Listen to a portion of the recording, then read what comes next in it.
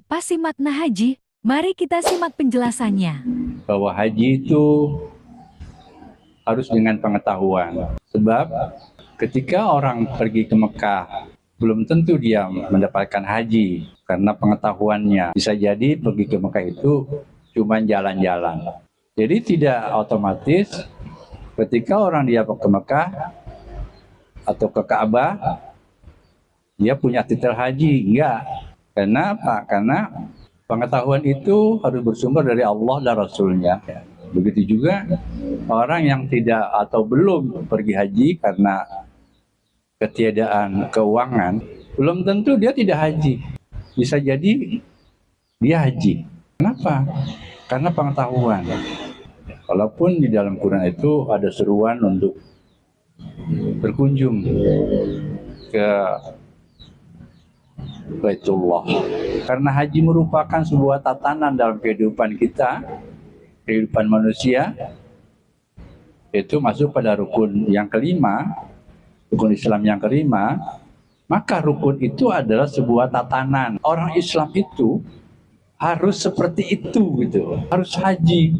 Atau malah di dalam Quran, semua manusia wajib haji. Karena itu sebuah tatanan untuk memberikan atau kontribusi manusia terhadap manusia lain dan manusia kepada Allah.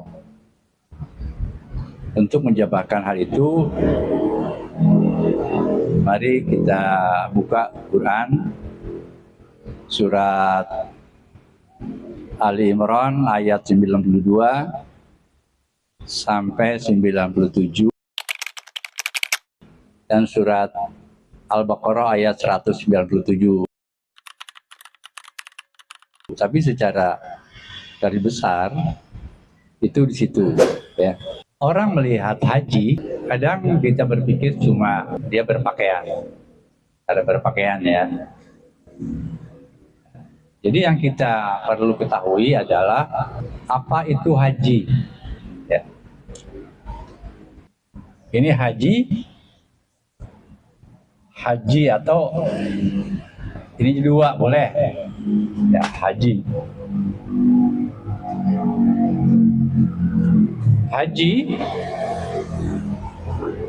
dalam bahasa Indonesia artinya statement. Apa artinya statement? Statement apa? Iya, pernyataan diri, ya. Statement itu pernyataan diri.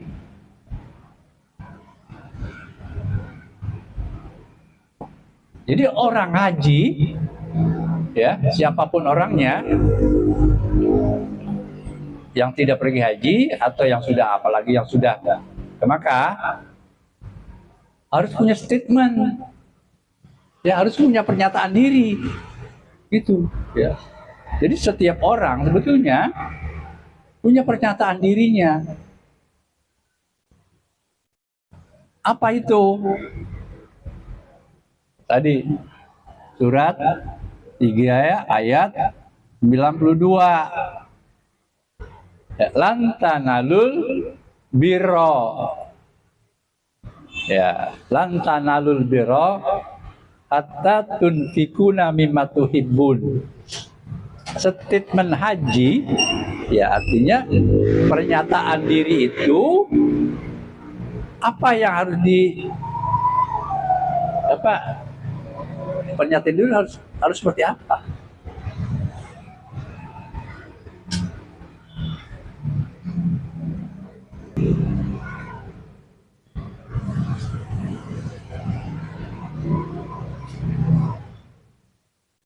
Ya. Jadi pernyataan diri itu, pernyataan seseorang manusia itu harus punya pernyataan amru.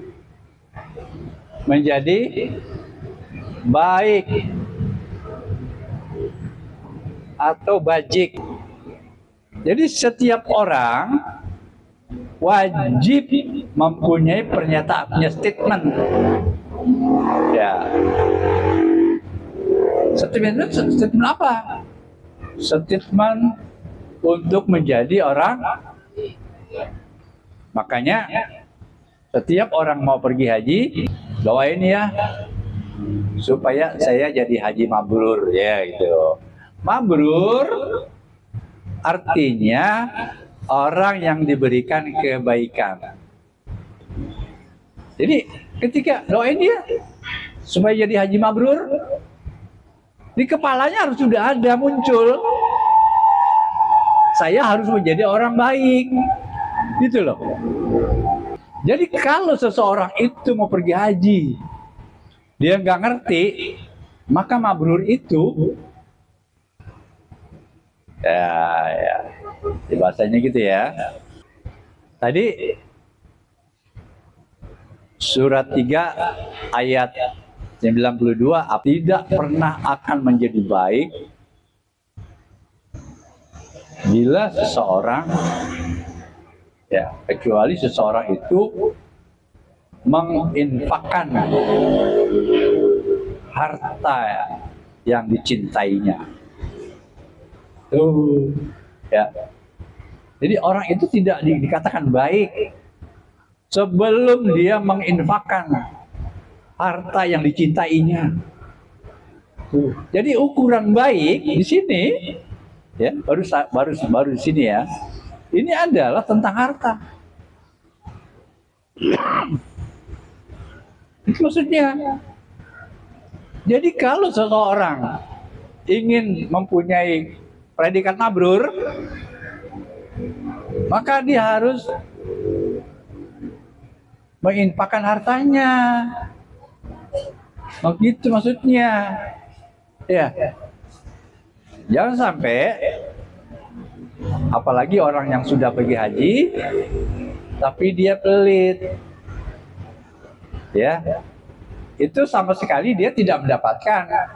Maka banyak di antara kita yang sudah pergi haji tetapi dia tidak mendapatkan apa-apa, karena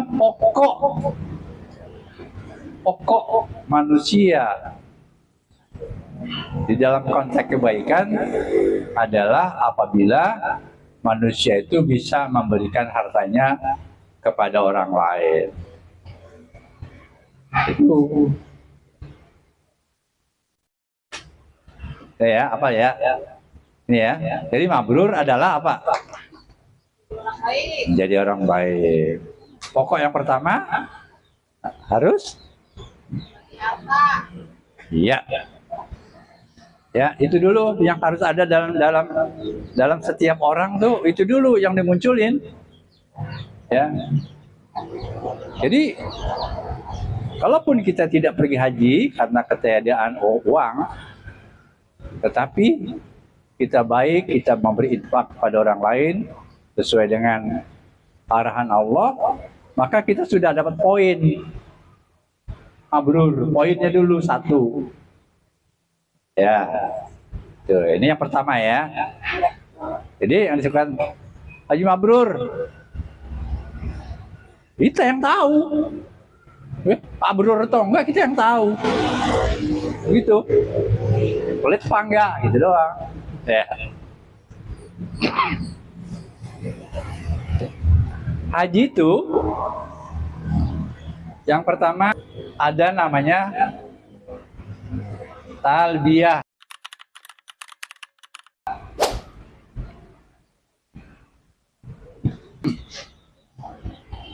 Talbiyah itu diucapkannya labbaik Allahumma labbaik, ya. Artinya labbaika Allahumma labbaik. Ya Allah, aku datang kepadamu. Itu maksudnya. Di dalam pengajian kata-kata itu suka disenandungkan. Labbaik Allahumma labbaik, labbaik la syarika lak labbaik, innal hamda wa ni'mata laka wal mulk. Jadi, aku datang kepadamu. Kepada apa? Kepada apa ya? Aku datang kepadamu itu kepada apa? Kepada Allah gitu? Karena Allah nggak bisa digambarin. Apa kira-kira? Labbaik Allahumma labbaik, ya Allah aku datang kepadamu, kan gitu bahasanya. Kira-kira yang kita mau datangin apaan? Batunya gitu? Lihat dari kalimat ini. Hah? Iya, kebaikan. Jadi itu yang didatangi. Kan susah orang mau datangi kebaikan itu. Iya bacanya ya. jadi kita alurnya ngerti tuh. Labbaik Allahumma labbaik. Makanya di dalam konteks irama labbaik itu harus labbaik Allahumma labbaik, labbaik la syarika lak labbaik. Jadi penuh semangat. Nah, jadi labbaik Allahumma labbaik. Mau ngapain kita? Ke Mekah. Lu mau ngapain? Oh. Beda ininya. Tapi ketika Allah baik, saya akan menjadi baik. Saya akan menjadi mabrur. Beda dalam konteks ininya. Itu yang dinamakan pergi haji ke Mekah belum tentu mabrur dia. Oh nggak ngerti. Ini garis besar-besarnya aja ya. Sebelum kita ke Baitullah, kita berpakaian ihram. Berpakaian yang tidak berjahit. Jadi untuk memberikan sebuah psikologis suasana diri di dalam konteks pernyataan diri kita kepada Allah itu harus berpakaian ihram. Artinya seseorang itu harus menanggalkan seluruh atribut dirinya. Tidak boleh pakai pakaian camat. Tidak boleh pakai pakaian presiden, tidak boleh pakai pakaian pedagang, tidak boleh pakai pakaian ini yang merasa lebih tinggi. Jadi kalau orang mau berbuat baik, itu ditinggalin dulu tuh. Jangan ditinggal, itu ditinggal. Di sana itu secara ritual harus begitu. Intinya begitu. Maka di sana tidak boleh pakai minyak wangi. Kira-kira apa gitu? Pakai minyak wangi supaya apa? Apa? Kalau kita pakai minyak wangi supaya apa tuh? Ngawin. Hah? Ya, jadi kita tidak boleh ya memperkenalkan diri kepada orang-orang ya supaya saya dianggap lebih ya gitu ya, supaya saya ini paling hebat, paling menonjol. Gak boleh. Ya. Jadi semua atribut yang menempel di dalam diri kita harus ditinggalkan dalam konteks penyerahan diri kepada Allah. Tidak boleh merusak sebuah tatanan tumbuh-tumbuhan. Makanya tidak boleh gunting kuku dan sebagainya, ya.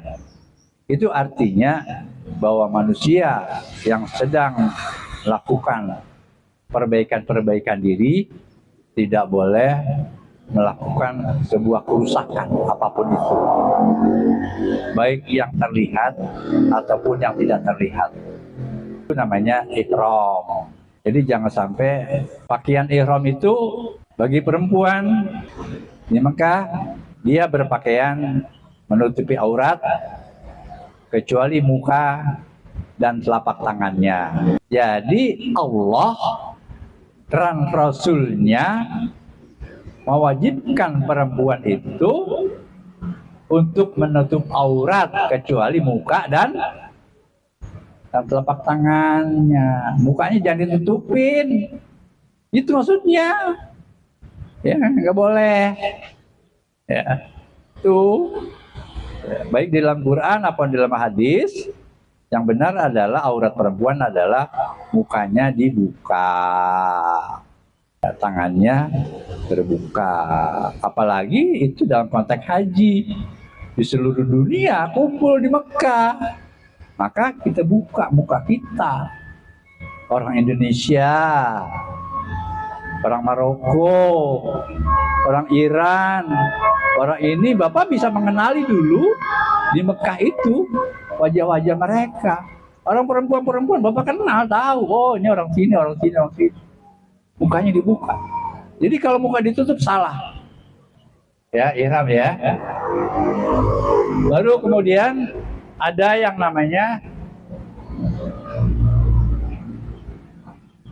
wukuf di Arafah. Ada dua, wukuf dan Arafah, ya. Wukuf, qaf itu berhenti, artinya introspeksi. Arafah artinya mengenali diri. Jadi orang yang ingin menjadi baik, menjadi mabrur, yang kedua adalah harus mengenali dirinya.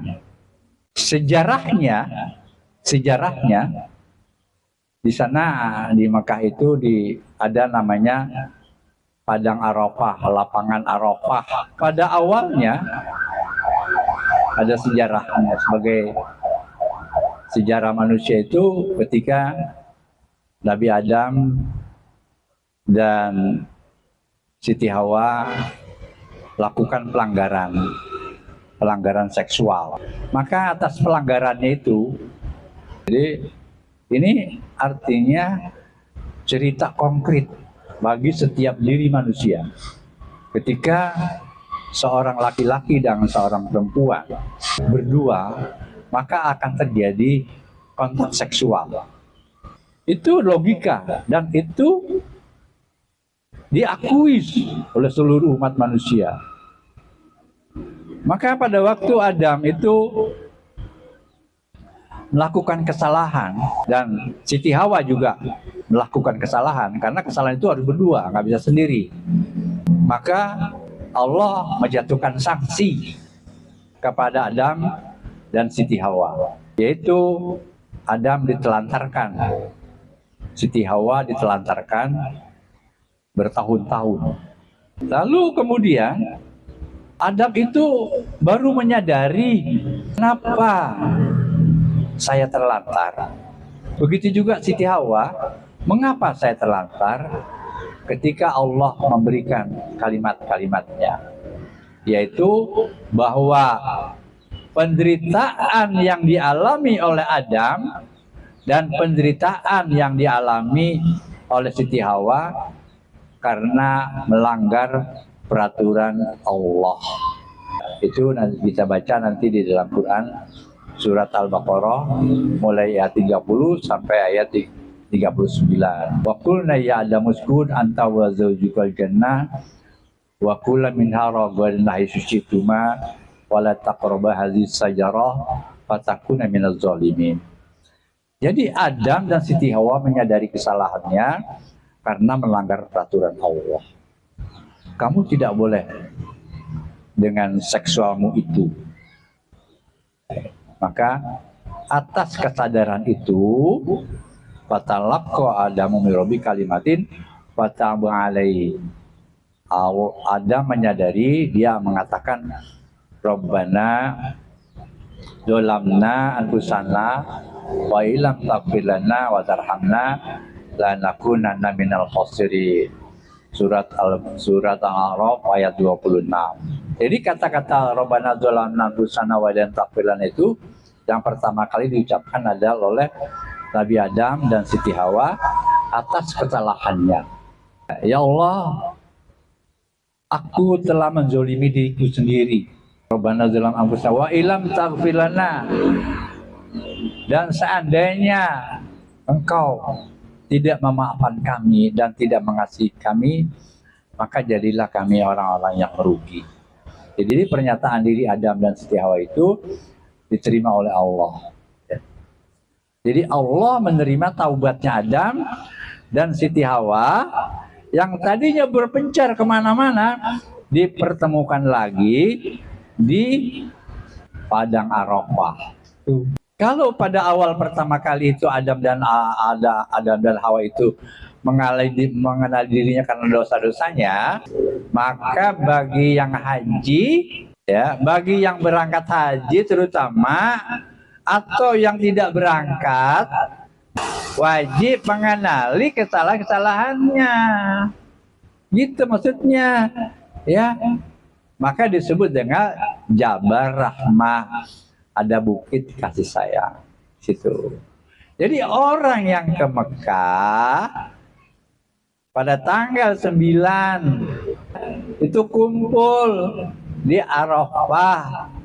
Ya, kenapa ke sana? Introspeksi atas kesalahannya kepada dirinya, kepada keluarganya, kepada Allah, kepada tetangganya, kepada alam sendiri. Maka pada saat seseorang introspeksi tentang keadaan dirinya, maka tidak ada batas lagi antara dirinya dengan Allah. Itu ya. Jadi orang ke Arafah itu sendiri, apabila dia tidak membuat pernyataan diri, gak ada artinya. Jadi makna-makna itu harus ada di dalam. Nah, baru kemudian kita tawaf. Tawaf itu artinya mengitari. Jadi orang yang sudah melakukan introspeksi, ya, melakukan sebuah pembenahan, maka dia tawaf di 4 sudut. Di sini ada namanya Maqam Ibrahim.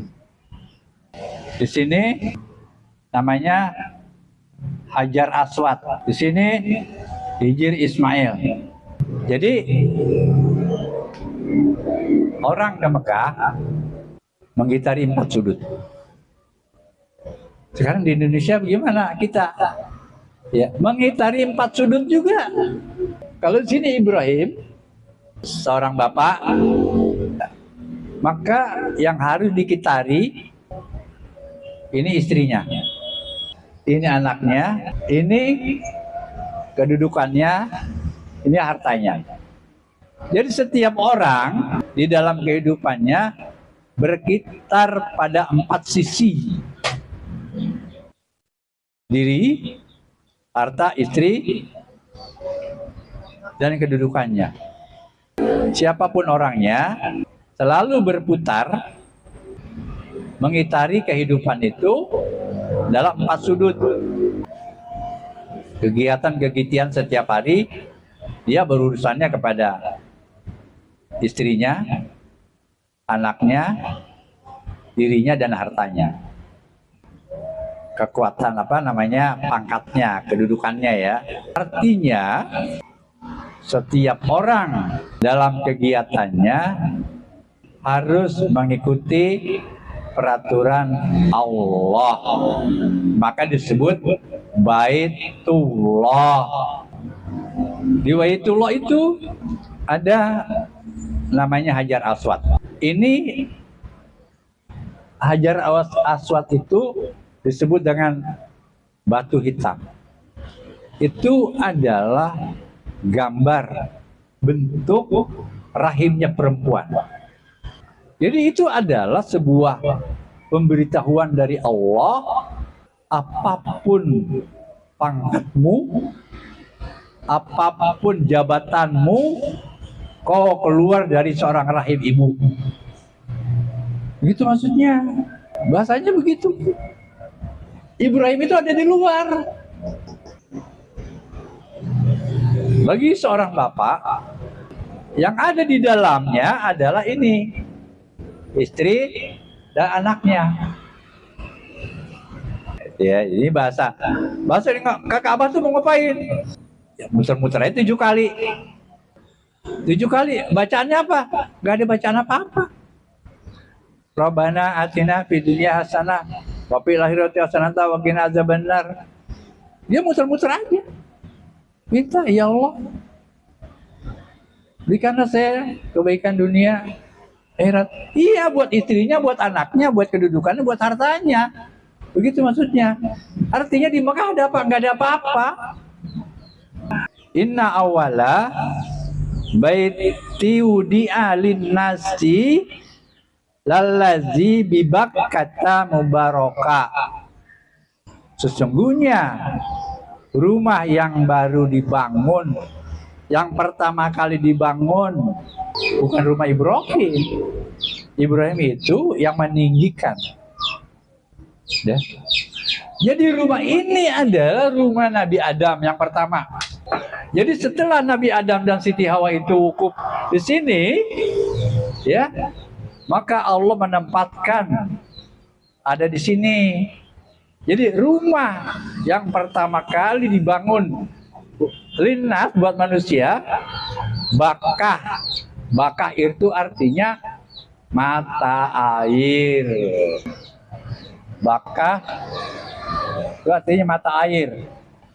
Kalau Ka'bah itu artinya jejak. Jejak kaki. Jadi orang yang ke Mekah itu adalah orang yang tawaf, mengikuti peraturan Allah. Jadi orang yang ke Mekah itu, ya, untuk menjadi baik, ada berapa orang di sini? Siapa aja? Ya. Ya, gitu. Ya. Jadi orang yang ke sini harus meniru perilaku Nabi Adam, perilaku Ibrahim, perilaku Siti Hajar, perilaku Nabi Ismail. Apa yang dilakukan oleh mereka?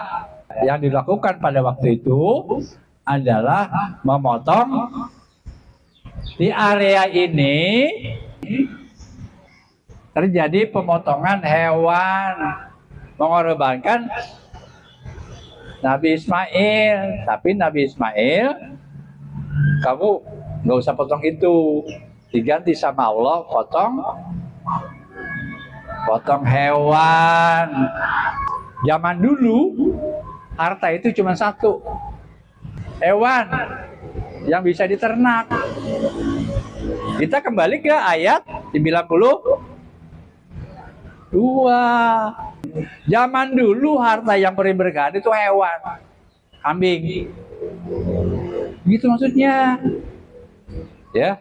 Jadi kalau sekarang orang itu berkorban, itu sesungguhnya dia berkorban hartanya. Maka Allah mengatur kamu hewan agar ada siklus pertumbuhan pertanian. Ya, jangan diganti. Ya, jadi begitulah ekonomi hidup orang Islam. Jadi semuanya orang Islam itu ada berapa? 1 miliar. Maka 1 miliar binatang itu dipotong. Itu namanya bagaimana sebuah perekonomian akan muncul, itu kesana.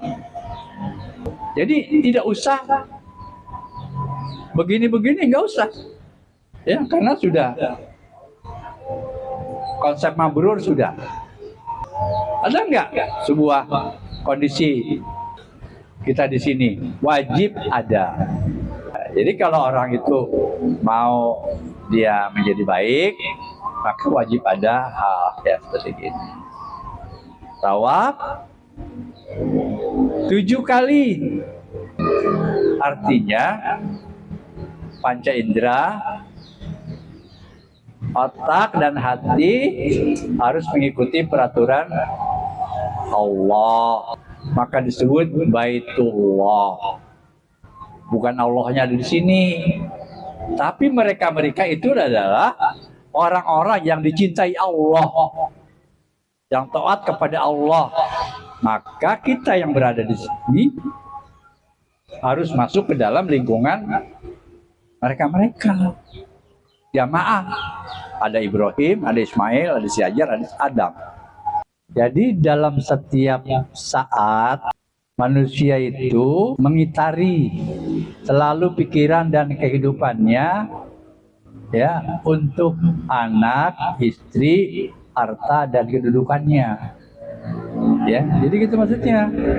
Artinya di dalam mencari uang ya, untuk anak, istri, Ya, untuk kedudukannya dengan hartanya itu harus dengan koridor Allah. 7 kali panca indera, otak dan hati harus mengikuti peraturan Allah. Maka disebut dengan subhanallah walhamdulillah wala ilaha illallah wallahu akbar. Jadi orang yang ke Mekah di sana yang berputar-putar itu seluruh kehidupannya harus sudah mentaati Allah, maksudnya gitu. Karena bicara haji adalah bicara pengorbanan hasil. Ya. Jadi kalau orang udah berhasil, maka wajib dikorbankan. Yang kelima, ya, kalau ini adalah sebuah pernyataan diri untuk mencari penghidupan harus melalui perintah Allah, melalui undang-undang Allah, maksudnya gitu. Maka yang kelima itu adalah sya'i, berlari-lari kecil dari antara Safa dan Marwah, surat Al-Baqarah ayat 158. Apa maksudnya Safa Marwah? Yang dimaksud Safa Marwah, kalau zaman dulu Siti Hajar ketika ditinggal suami Ibrahim, dia mencari air, maka ada 2 bukit, Safa dan Marwah. Itu letaknya jarak jauhnya itu 700 meter ya. Dia bolak-balik. Dia bolak-balik mencari air. Walaupun secara logika itu tidak ada air. Maka atas kehendak Allah, maka disitulah memancar mata air. Itulah yang dijadikan sebuah konteks Makkah. Ya, maksudnya gitu ya. Karena letaknya dekat situ juga.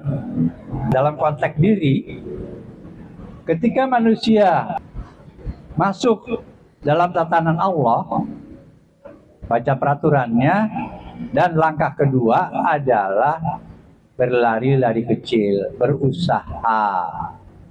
Ya, gitu, berusaha. Sebab di dalam dirimu ada Safa. Ya, ada Safa, ada Marwah, ada kekuatan, ada kelembutan hati, dan ada keras kemauan. Di dalam dirimu ada itu.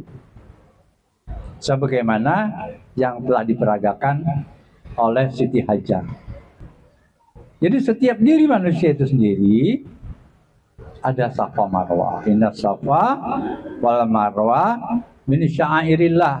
Bahwa di dalam diri kita itu ada Safa, ada Marwah, dan ini adalah syiar-syiar Allah. Artinya ada pemberian Allah. Maka bagi siapa yang berhaji, maka bagi siapa yang membuat statement, saya mau begini nih, membuat statement ya, atau umroh, atau dia mengisi umur, membangun umur, maka cara-cara itu wajib dilakukan. Jadi kenapa orang ke sana itu berlari kecil? Itu nampak jelas pada waktu dulu. Jadi kita maka wajib berusaha untuk mendapatkan rezeki Allah. Itu namanya sya'i, ya. Lalu ada namanya mabit, ya. Mabit. Mabit. Jadi kalau orang di sana itu dari Arafah, ya dari Arafah nih, besoknya mau ke Madinah, ya. Jadi dari Arafah itu dia berangkat sore hari, mau menuju Madinah. Lalu di tengah perjalanan ada namanya Muzdalifah. Itu mabit mengambil batu 3 kali 7. Jadi 21 butir batu untuk dilontarkan nanti di Mina. Maksudnya mabit adalah setiap pekerjaan itu harus ada persiapan. Jadi ketika jamaah haji itu berangkat dari Arafah menuju Mina, di tengah perjalanan itu mabit memungut batu. Artinya segala sesuatu pekerjaan itu harus dipersiapkan lebih dulu. Mengumpulkan batu di situ ya sebanyak 7 kali 3 tempat. Setelah itu berangkat. Ini oleh-olehnya adalah batu untuk nanti melontar di Mina pada 3 tempat. Dibuka surat Al-Baqarah 197. Kalau ini mabit adalah persiapan 23 dikali 7 batu, maka ketujuh adalah melontar. Batu di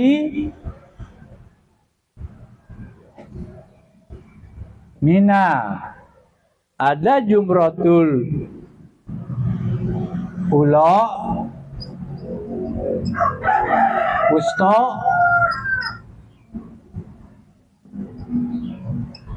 dan Aqabah. Ceritanya ya, jadi di Mina itu kerjanya melontar batu, menyambit dengan batu sebanyak 7 kali pada tiap-tiap tempat. Jumratul Ula, ada tempat namanya Ula, Wusta, dan Aqabah. Di Ula 7 kali, di Wusta 7 kali, di Aqabah 7 kali. Ini adalah kisah ketika Nabi Ibrahim mau mengorbankan anaknya Ismail, gitu ya. Ya. Setan menggodanya, maka disambitlah setan itu. Jadi pada diri manusia itu ada 3 tempat setan itu. Ada di bawah, ada di perut, ada di sini, di mulut. Jadi ketika Nabi Ibrahim ingin mengorbankan harta satu-satunya, yaitu Ismail, maka setan menggodanya. Itu bahasanya gitu, bahasanya. Siapa yang menggodanya? Yang dalam diri kita. Tadi apa? Pala apa? Pala ropasa, pala pusuko, wala jidala.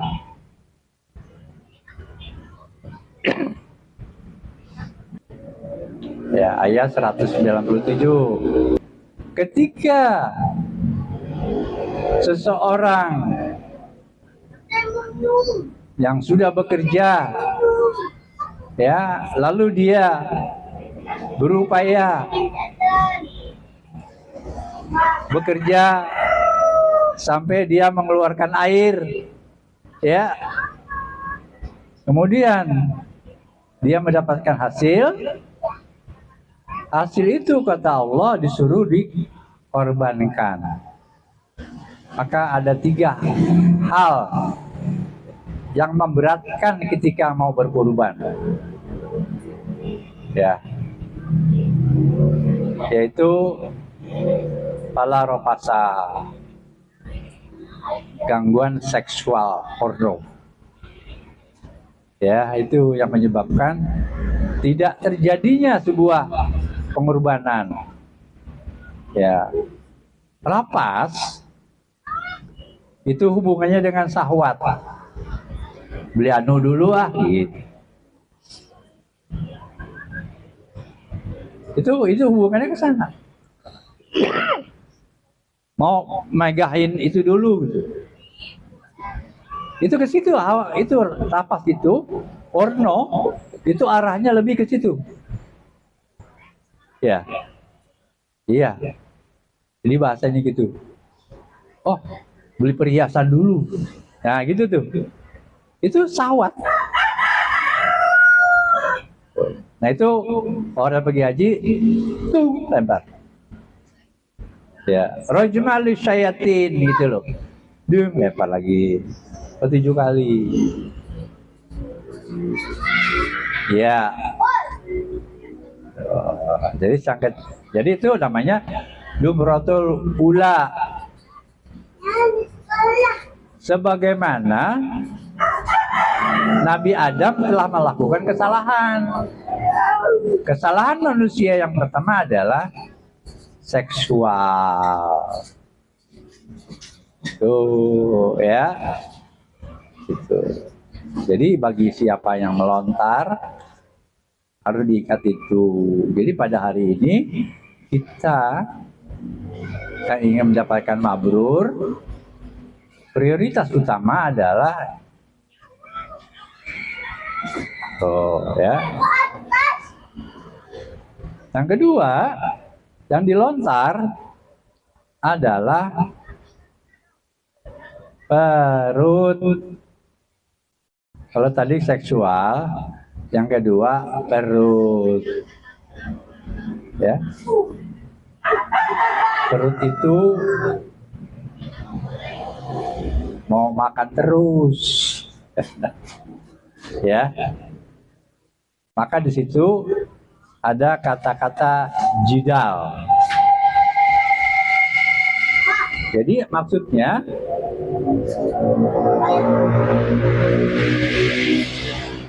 ketika umat muslim ya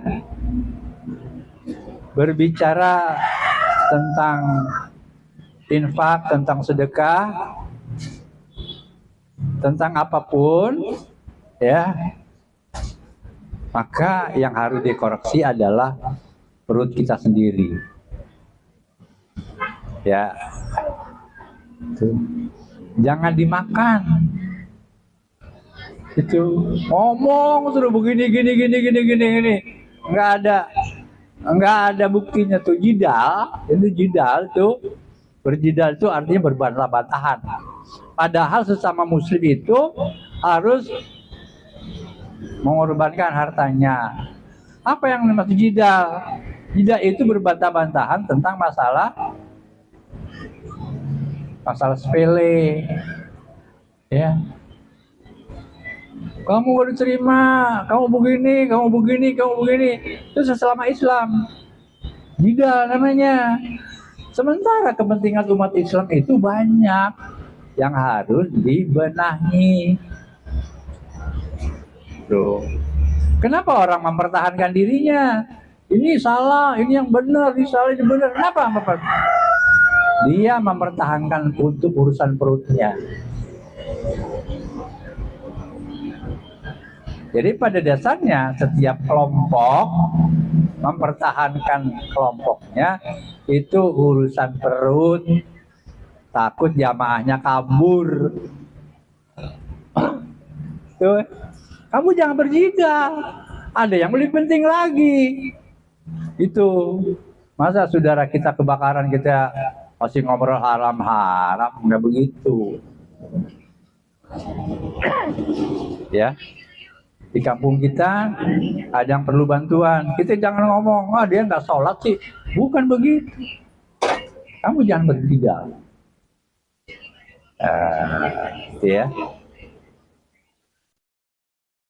Tadi fasik ya, Jadi itu disebut dengan fasik. Ya, fasik ya. Lalu baru wala rapasa, wala fusuka, wala jidala ya. Atau dibalik ya. Yang ketiga itu adalah berjidal, tadi sudah masuk itu ya. Orang-orang yang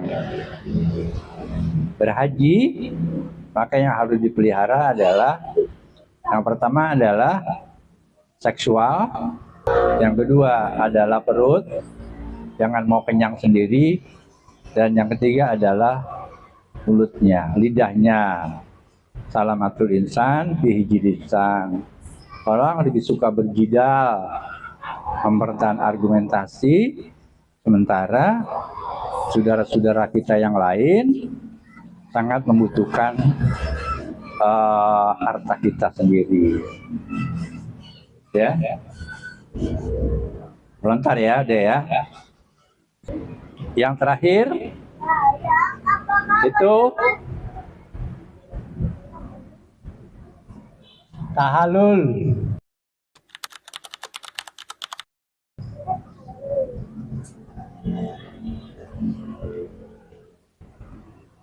Ya, tahalul.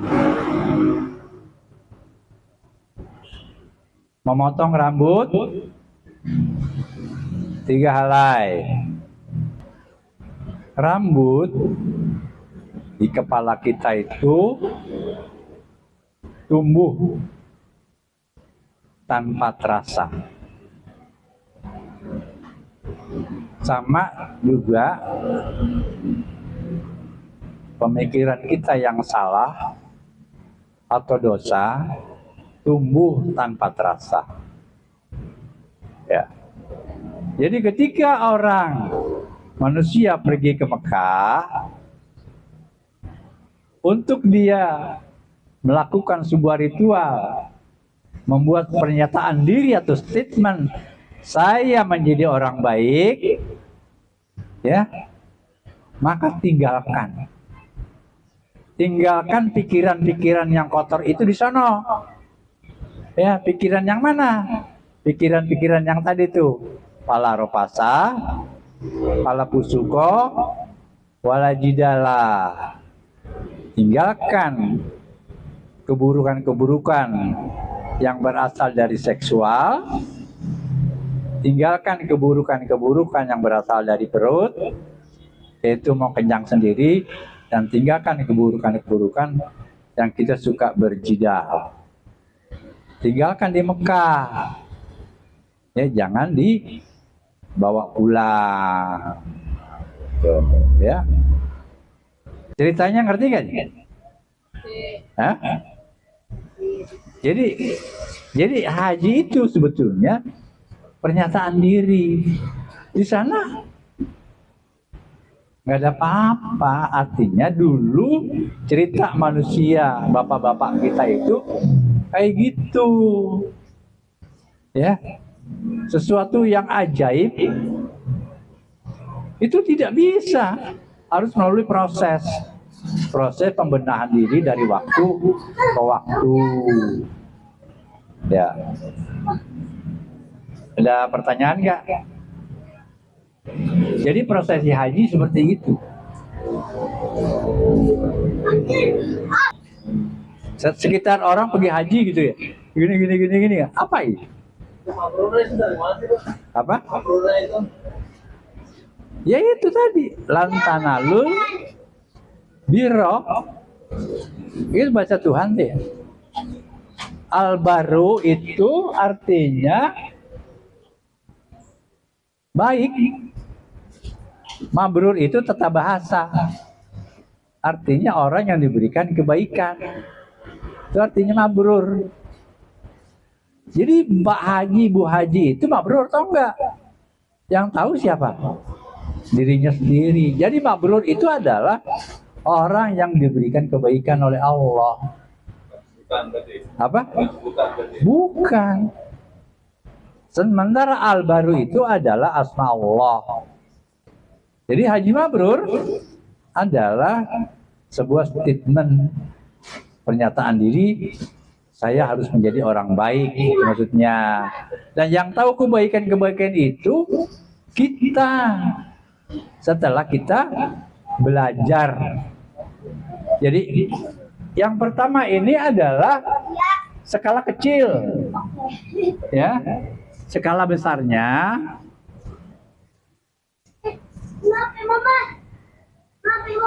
ada dua, ya. Jadi ini adalah pokok, ini adalah umum. Jadi kalau manusia itu sendiri sudah menguasai dua-duanya, maka dia paripurna. Kalau skala kecil ini dulu, ya. Tapi kalau dia sudah baik semua, baru masuk ke sini. Ini namanya mabrur. Jadi orang dikatakan mabrur enggak? Ini tolok ukurnya. Tolok ukur yang pertama ini. Ya. Jadi ketika dia sudah melakukan ini, maka akan jadi begini. Ya. Jadi kata takwa yang sebetulnya ini adalah takwa menurut versi Allah. Ya. Jadi kalau orang dikatakan orang bertakwa, ini. Jadi orang NU, orang Persis, orang Salafi nggak berantem kalau takwa ini. Tapi kalau menurut versinya, kalau menurut versi masing-masing kan, orang yang takwa itu adalah orang yang merasakan perintah Allah dan meninggalkan larangannya, ya. Tapi versinya beda-beda. Maka kata takwa itu yang benar harus ini dibawa. Jadi tidak pada jidal, jadi dibawa.